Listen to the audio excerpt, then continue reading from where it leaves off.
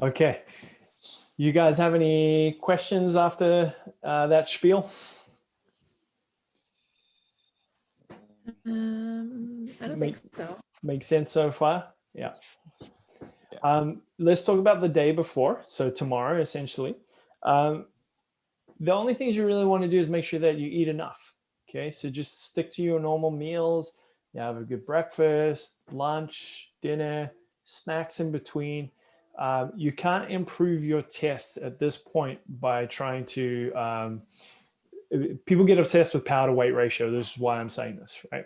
And they get obsessed with reducing their weight instead of increasing their power to create the best scenario of that ratio. But really, if we're talking about FTP tests, it's about increasing the power, right? So you do not want to come in low energy at all. You definitely want to get as good quality energy as you can. So eating good carbohydrates and proteins throughout the day. And when we're talking about the next day's activity, most of us avoid very starchy foods, like white rices or pastas and things like that in this quest to be healthy. But if we think of those things as tools, as far as cycling is concerned, especially when we're talking for hours at a time, they're extremely useful for us because they not only carry a high payload in terms of what we can do with that energy, they're low fiber, so they put less stress on the digestive system. So provided you're riding a big ride the next day, it's a great idea to have like a rice meal with veggies, and like I make the Thai green curry from Jamie Oliver's cookbook all the time, and lean chicken in there, and it's fantastic. It's great ride food, and I'll make it twice or enough for 2 meals, so that after I finish my ride, I can have that right away. It's a really, really useful tool to eat right after you finish your rides to maximize your gains. If you get protein as soon as you finish, it will improve the building rate of those muscles. And if you get carbohydrates when you finish your ride, it will improve the ability to store muscle glycogen, which is basically like gold as far as cyclists are concerned, right? That's massive. And there tends to be, what you'll see we talk about a lot is nutrition timing, like when to eat, how far from your ride, how long afterwards. Those are fairly important things, more so than what you eat. So when you finish your ride, let's say you finish up at 12, you want to get that protein and carbohydrate meal in between 12 and 1, ideally. Now, not everybody likes to eat as soon as they jump off their bike. So hack time. This is where your protein shakes are very useful, or your smoothies. So if you're not inclined to eat something big, but you can handle having a drink, have a protein shake ready. So a little scoop of something with some nut milk, fantastic. If you want something more substantial, make a smoothie that has nut butters and all the goodies that you like to put in there, and away you go. Juice Truck has some good stuff. We did some stuff for them a year or 2 ago. So Zach recommended you can buy their protein chocolate shake stuff. It's excellent. Put some dates and bananas in there, cashews blended up. Perfect post-riding meal.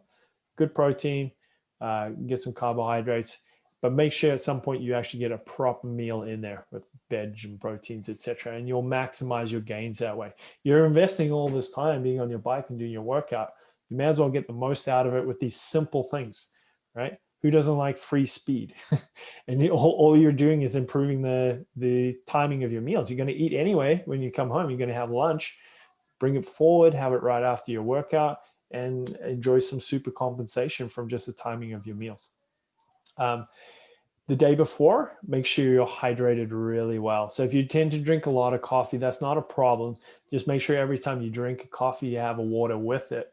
Because we know what we know about coffee is you used to think it was a diuretic and used to dehydrate you. Turns out it's not so much, and it's not so terrible for us, but it's not necessarily hydrating, right? So it's not a dehydrator, but it's not going to hydrate you. So what tends to happen is we fill up on coffee and you don't tend to feel thirsty, so you don't drink as much water as you normally would. So try to encourage yourself to drink water with coffee consumption and stuff like that. Stay hydrated. And then the last rule is get 8 hours of rest as best you can, or more. If you can get more, that's even better, right? The more well rested you are, the better you're going to test and the better your workouts are.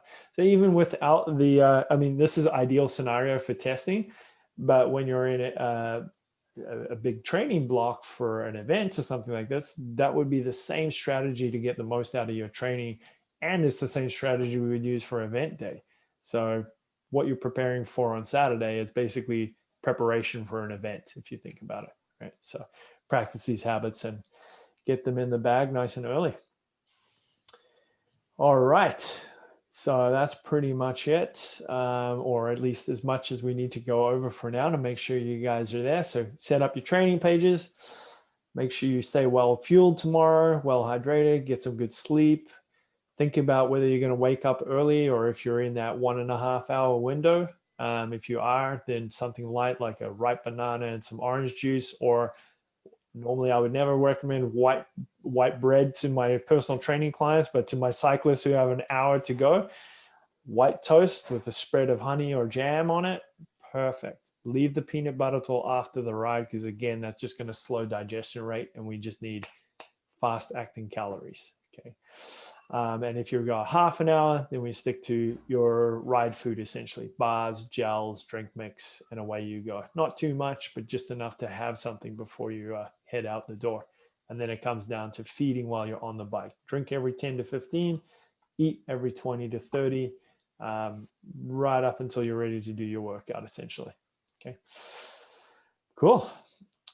That's it. That's the short close notes. Questions?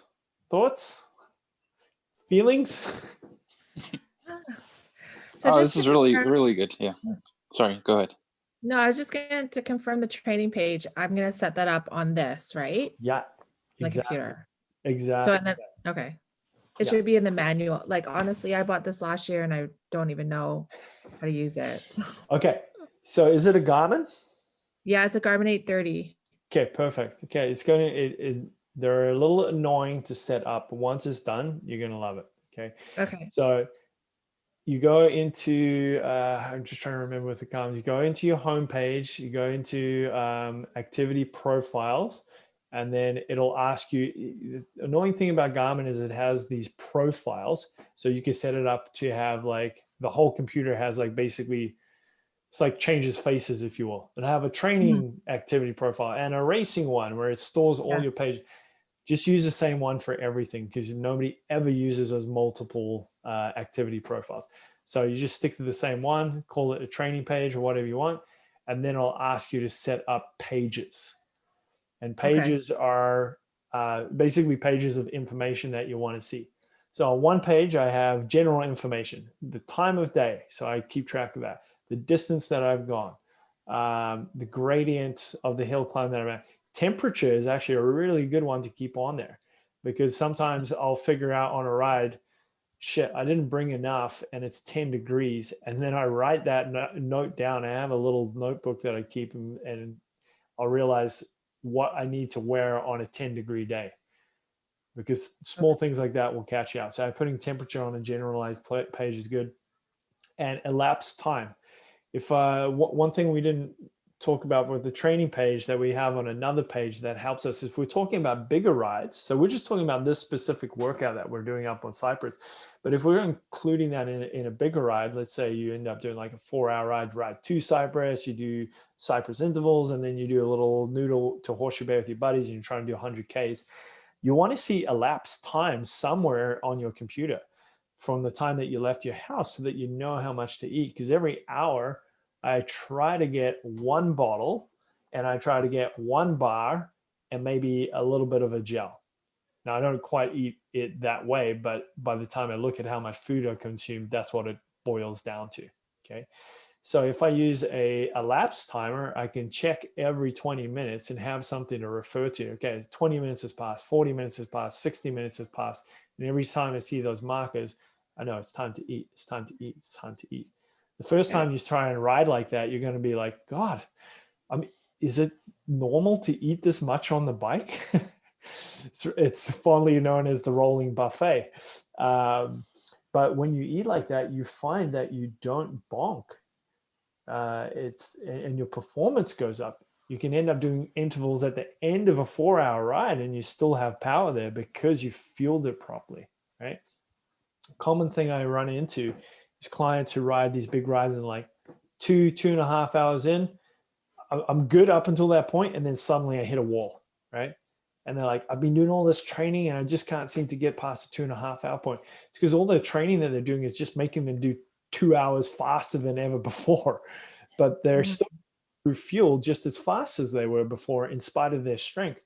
Is because they're not fueling properly. So to get past that 2.5 hour blockade, they got to start eating and drinking more, and then they can perform further on down the line, right? So it helps.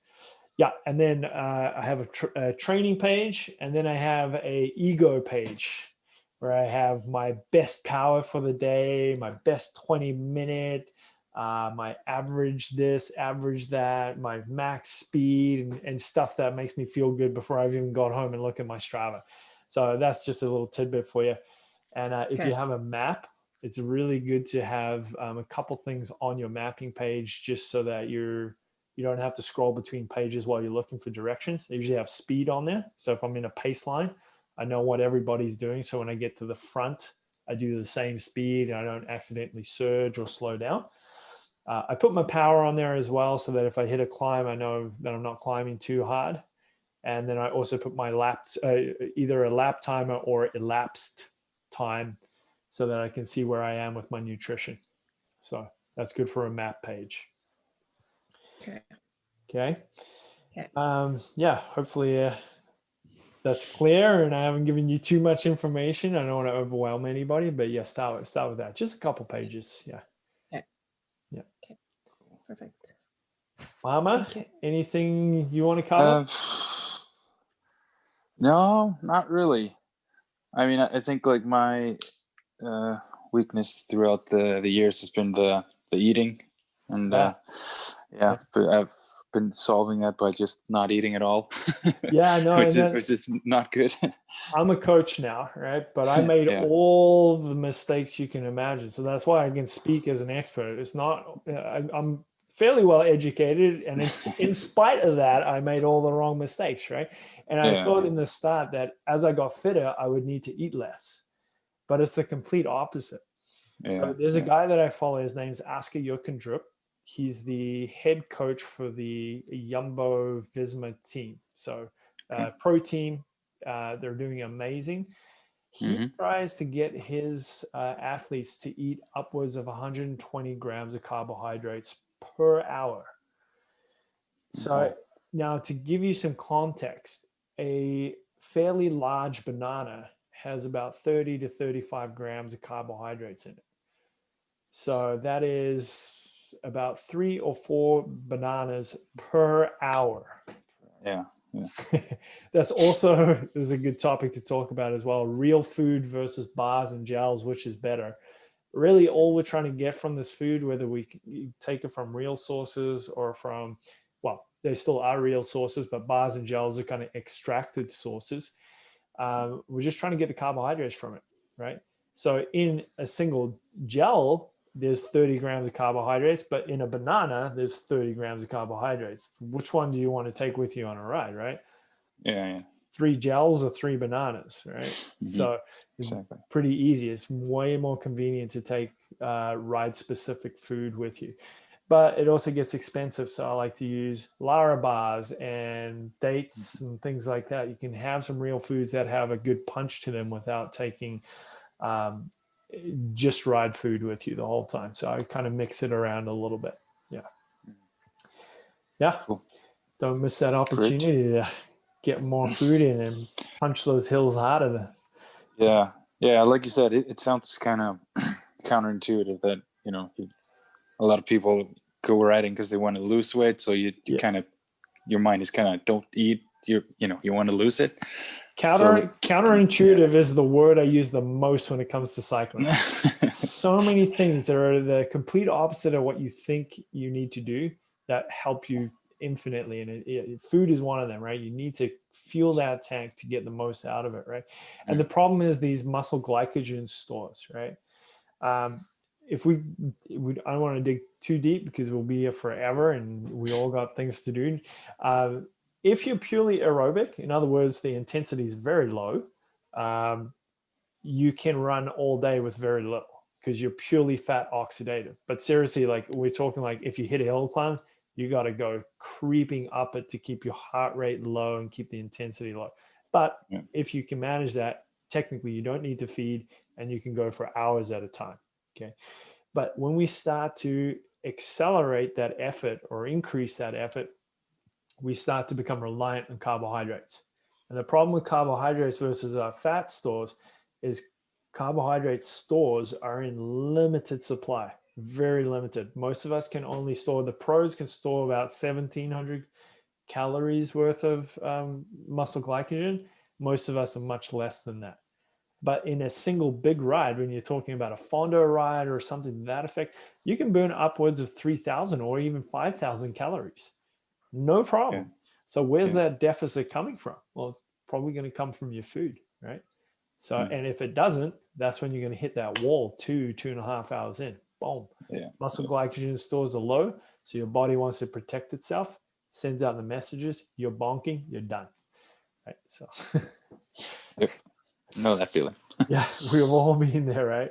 And Yeah. now that you know it and you made that mistake, you won't make it again. See how you feel the next time. I'd love to get your feedback, trying out like one bottle and one bar per hour and see how you feel.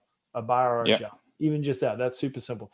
That's probably the equivalent of like 50 or 60 grams of carbohydrates per hour, which is like the minimum. By if we get specific, I'll send a link in the WhatsApp group about ride nutrition. If we get specific, but make it simple, I usually take my body weight in kilograms, and that's what I have in grams of carbohydrates per hour. If I want to do, if I'm doing a hard ride and I want to perform well, so racing. So I'm 80 kilograms. That means I usually try to take 80 grams of carbohydrates with me per hour. If I'm doing a 3-hour ride, that is 240 grams of carbohydrates for that whole ride. So then I sit down and I calculate it based on what the back of my bars and my gels say. That's getting like really deep into it. We might not need that for these Cypress climbs. But if you know it, the next time you go out for a big ride, you're going to feel way better. So cool. Yeah. Awesome. All right, team, shall we leave it there? And maybe we'll come back to doing another Zoom interest call in the future if you guys enjoy this. Yep, definitely. Thank Sounds you good. so much. My pleasure. Send me your feedback after the weekend. I want to know how it all went and how you enjoyed yourself. And last tip, because Julie brought it up when we were chatting earlier, your power meters can sometimes go to sleep. So this is an important one. So hopefully everyone listens to this. If your power meter goes to sleep, in other words, you start to ride and it's not displaying on your computer, most of your computers are able to wake up that unit.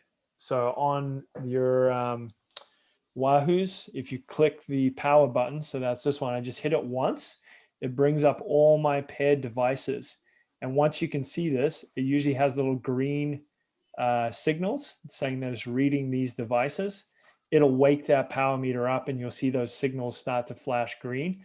And then you hit this power button again and it'll pop up on there. If you're running a Garmin, I think it's the same. Don't quote me on that, but there's usually a way to wake it up. Yeah. They just start flashing. Yeah. And then they connect once they perfect. Yeah. Yeah. We had this last week when we did a test and luckily we had a spare coach there and someone had to stop and restart their FTP test, which you don't want to do because his Garmin went to sleep and he couldn't figure it out. So we just started again, hit the power button, get it reconnected, and then started the test. So hopefully we avoid an incident like that. Okay. And don't forget to turn those auto power and auto lap and auto stop things off and you're good to go. All right. Let's leave it there. Thank you so much for joining me. And thanks, see you Paul. soon. My pleasure. See ya. Have a good Bye. evening. Bye.